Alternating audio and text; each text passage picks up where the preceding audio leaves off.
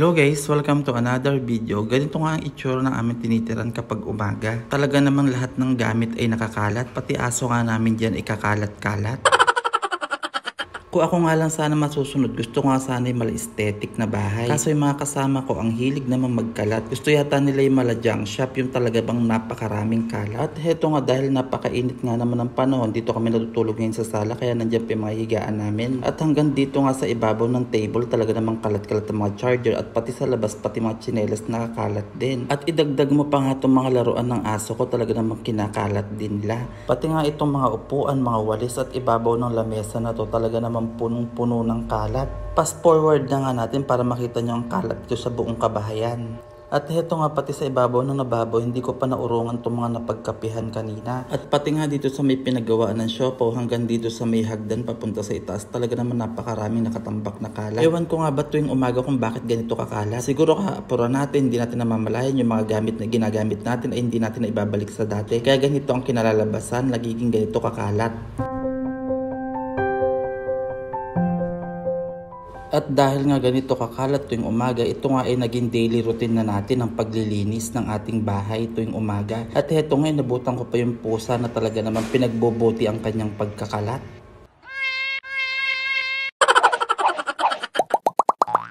At nang tumigil na nga yung pusa sa kanyang pagkakalat, eto nga si Didin patingiting lang, kinuha ko na rin ang kanyang laruan para makapag-umpisa na ako maglinis. Una ko ang ginagawa bago magsimulang maglinis, pinupulot ko muna yung mga laruan ng aso ko na nakakalat sa sahig at nilalagay ko sa lagayan. At kapag nakita nga ng aso ko na pinulot ko yung mga laruan niya at nilalagay ko sa lagayan, kinukuha niya uli ito para ikalat.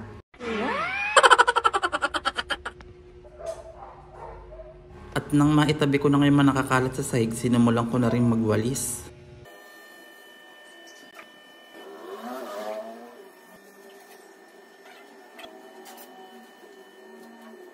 At nang matapos na nga ako magwalis, kinuha ko na nga rin tong basahan at nang mapunasan ko na rin tong table dito na punong-puno ng alikabok.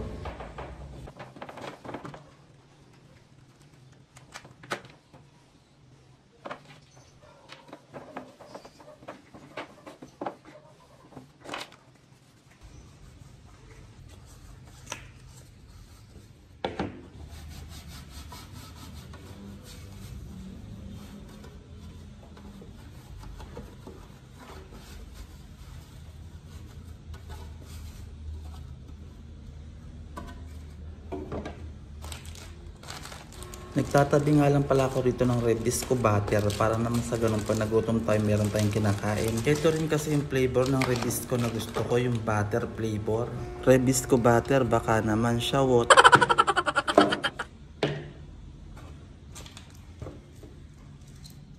Ito talagang USB at OTG ko, gamit na gamit ko talaga to sa aking laptop. Ito kasi ginagamit kong pang download ng gusto kong panoorin na pelikula.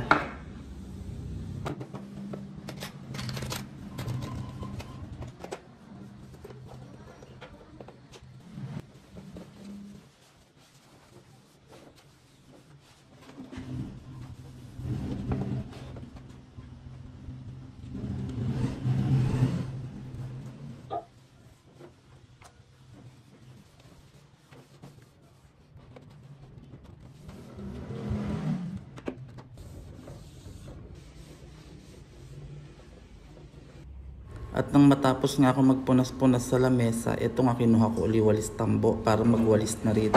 At nilihis ko na rin itong mga upuan para naman na sa ganon, mawalisan ko ilalim na upuan at malampaso ko na rin mamaya.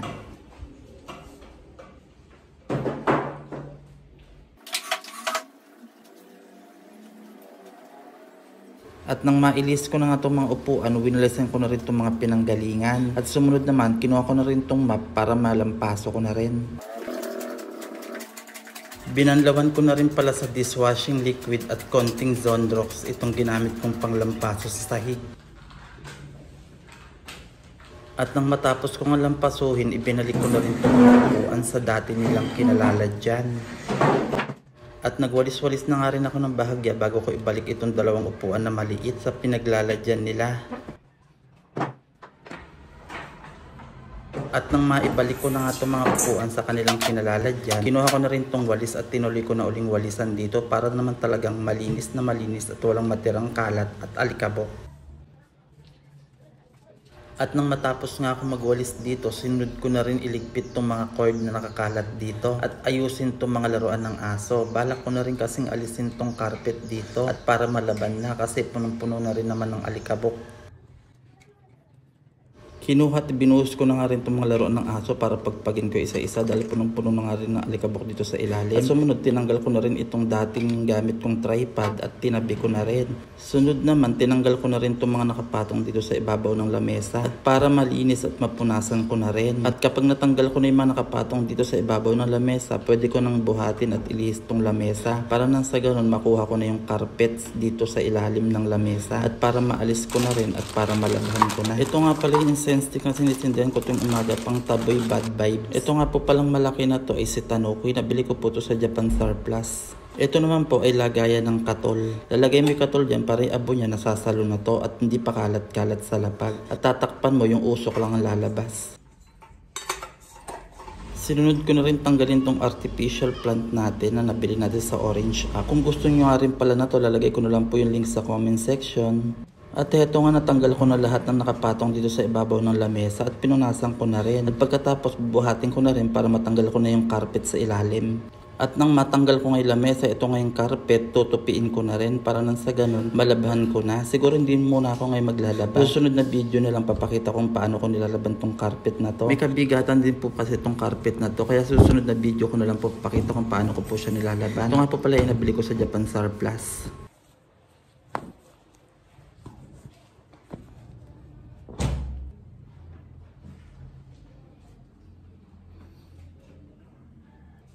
At pagkatapos nga kinuha ko ulit itong walis tambo para walisin itong pinanggalingan ng carpet dahil ito naman talagang pinanggalingan ng carpet ay punong-puno nga naman talaga ng alikabok. Kaya kailangan nating walisin bago natin ibalik itong mga tinanggal natin na lamesa at itong mga halaman.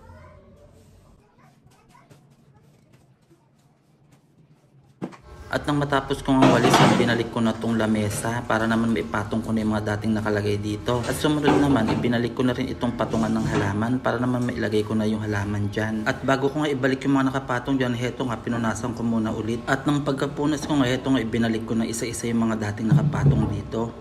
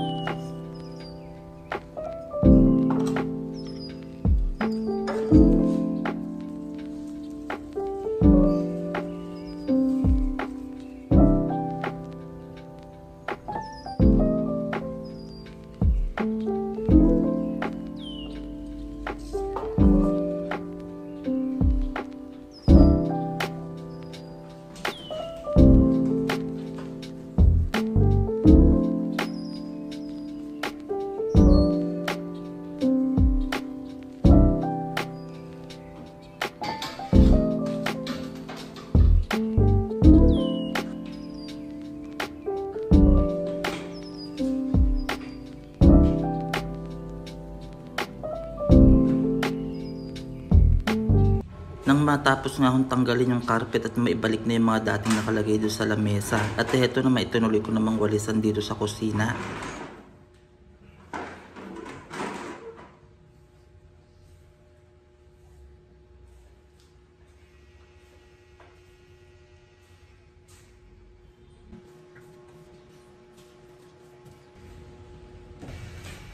Pinunasan ko na nga rin itong lamesa na aming pinagkakainan. Tinanggal ko na rin itong mga plastic na nakakalat dito.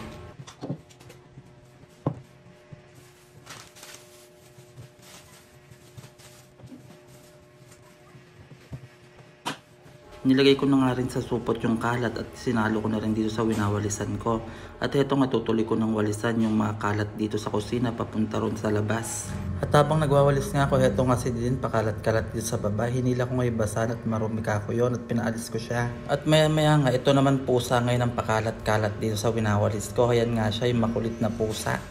At habang nagwawalis nga ako, nakita ko rin itong pinagkainan ng pusa nakakalat dito ay tinabi ko na rin. Yan, meron pa nga siya natirang lugaw dyan na kinain niya kanina, hindi niya naman naubos. Nalagay ko na lang sa lababo at mamaya urungan ko na lang din. At heto nga nung pagbalik ko, nakita ko si Didi nakakalat na naman siya dito sa winawalis ko. At heto nga binuhat ko, eto nga yan makulit na batang Didin na to. At ngayon nilagay ko nga siya at tinuloy ko na ulit itong winawalisan ko. At heto nga habang nagwawalis ako, nagtatakbuhan pa talaga sila dito. Kung saan may ginagawa doon talaga sila.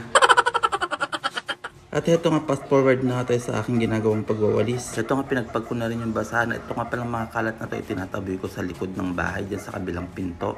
At doon ko na rin siya dadakutin.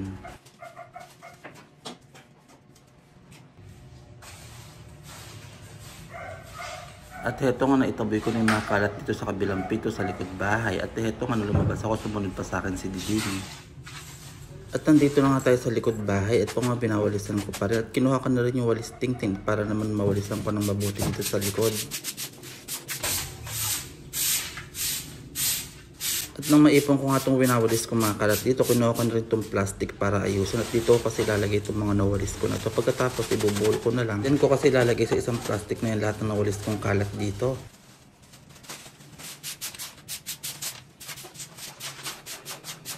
At nang matapos ko ang pagsamasamahin lahat ng kalat, at ito nga binuhol ko na rin itong plastic na to para mailagay ko na itong plastic na ibinuhol ko na to sa mas malaking plastic.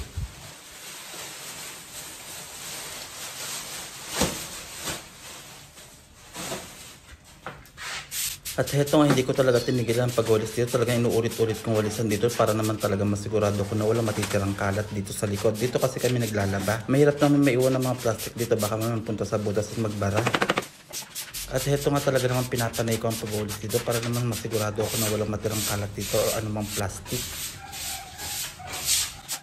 Mas maganda na kasing malinis ang yung tinitirang bahay kaysa naman nakikipagmarites ka lang sa inyong kapitbahay. Wala ka namang ginagawa. Mas maganda na maglinis ka na lang. Hindi naman nakakapagod ang paglilinis. Basta i-enjoy mo lang. At nang matapos kong walisan dito at nasigurado kong wala na talagang kalat, heto nga kumuha ko ng tubig dito sa balde na naka-stack. At dito na nga lang din ako naghugas. At nang matapos kong maghugas, heto nga nakita ko pang marami pang natitirang tubig. Kaya heto, dinilig-dilig ko na lang dito sa lapag. Para na matanggal din yung dulas dito.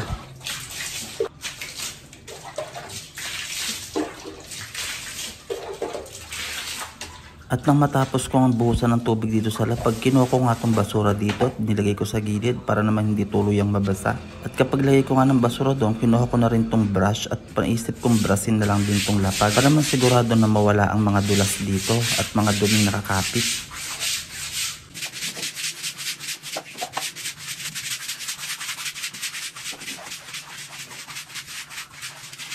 At heto nga pinanay ko na rin pag-brush dito para naman sigurado na mawala ang dulas dito. Nang paghila ko nga ng balde, may nakita pa akong kalat ng balat ng shampoo. At kinuha ko na nga uli yung dustpan para madakot yung mga ilang kalat na iwan dito. At pagkatapos nilagay ko na rin sa basurahan dito sa may supot na ibinuhol ko.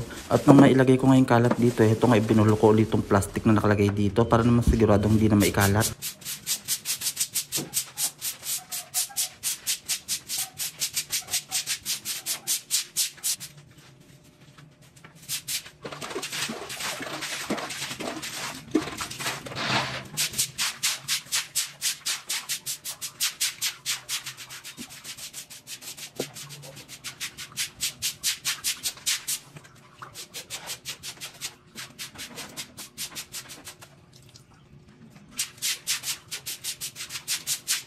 At nang matapos nga ako mag-brush dito ng mabuti at mawalisan ng maigi, eto nagbanlaw na din ako. Eto kinuha ko na rin tong dustpan at walis na ginamit ko para banlawan bago ko itabi. Eto nga una kong binalawan ng walis tingting at sumunod naman ito naman dustpan. At nang maitabi ko na para susunod na gagamitin, eto malinis naman na sila.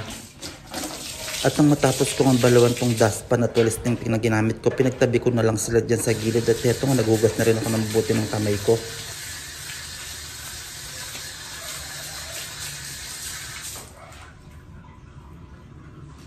At nang matapos nga ako maghugas ng aking kamay ng mabuti, heto nga pumasok na rin ako sa loob.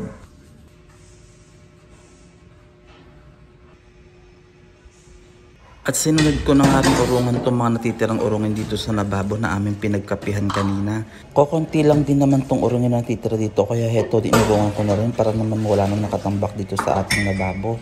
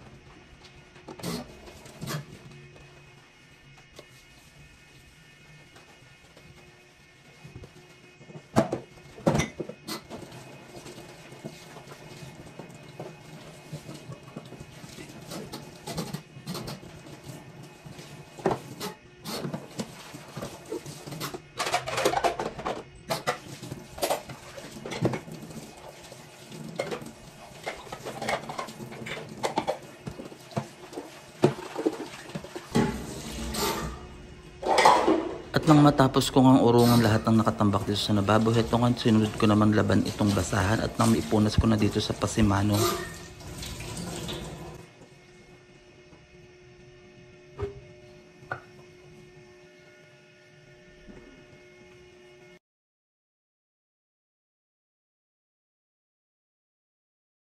At nang matapos ko ngang punasan itong ibabaw ng lababo, heto nga nilaban ko ulit itong basahan. At nang matapos kong laban itong basahan, ito tinunod ko naman punasan itong tubig na aming iniinuman gamit ang ibang basahan na mas malinis.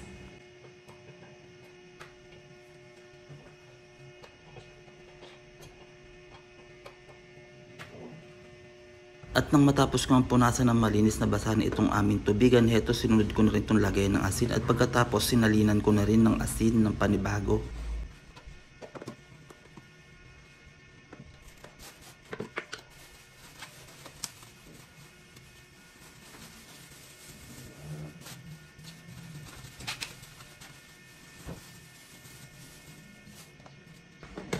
At heto nga nasalinan ko na itong lagay ng asin at heto puno na naman. Kasabihan nga ng mga matatanda, bawal daw mawalan ng asin sa bahay dahil nga daw ang asin ay mura na nga lang tapos mawawalan ka pa. Sabi nila kapag nawalan ka raw ng asin sa bahay, ibig sabihin naghihirap ka. Hindi ko nga alam kung totoo yan pero wala namang mawawala kung maniniwala tayo, di ba? Kasabihan nga kasi ng mga matatanda yun.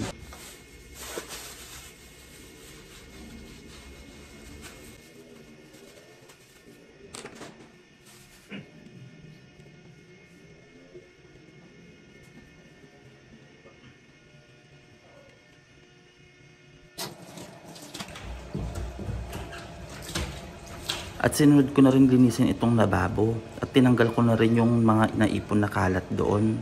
At heto nga kumuha na ako dito ng plastic sa ating plastic storage. At nang makakuha na ako ng plastic doon sa may plastic storage, heto nga dinakot ko na rin tong mga kalat dito nandito sa lababo para na maitapon ko na sa labas at maisama doon sa basurahan. At nang matapos kong dakotin yung mga kalat dyan at mailagay sa supot, heto nga binalawan ko na lang din.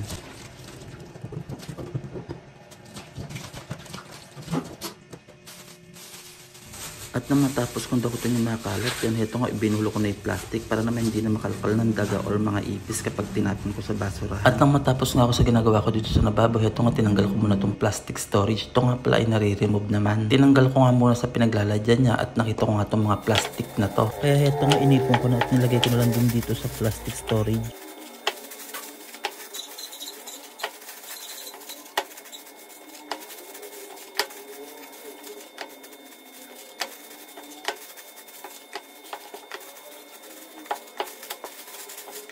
At nang matapos kong ilagay lahat ng plastic dito sa ating plastic storage, heto nga na-open siya sa taas. Diyan mo nilalagay yung mga plastic na gusto mong ilagay sa kanya. Removable nga po pala ito. Ito nga po pala meron po siyang fair na idinidikit doon sa pader. At ganito naman kapag gusto mong kumuha ng plastic na inyong gagamitin dito sa plastic storage. At kahit gaanong kalaking plastic ang ilagay mo dito sa ating plastic storage, pwede po siya. Basta tutupiin nyo lang po ng maayos at sasalaksak nyo na dyan sa loob. At nang matapos kong ilagay lahat ng plastic na hindi ginagamit dito sa ating plastic storage, heto nga ibabalik ko na siya sa pinaglalagyan niya. Ito nga pala sinasabi ko sa inyo na removable. Ayan pong nakadikit na yan, dyan nyo po siya ilalagay. Yan po yung ka-fair niya. Sasalpak nyo lang po siya pataas tapos ipupush nyo pababa. Talaga naman napakaganda ng plastic storage na to. Hindi napakalat-kalat ang inyong mga supot na galing sa palengke kapag namalengke kayo. Eto, didikit nyo lang. Maganda po to lagay sa kusina kasi doon po lahat ng plastic na ginamit natin, hindi na natin ginagamit o pakalat-kalat lang, pwede nyo po siya dyan ilagay. Malaki man o maliit, kasyang-kasya po dito sa ating plastic storage. Kung gusto nyo nga rin po pala nito, lalagay ko na lang po yung link sa comment section.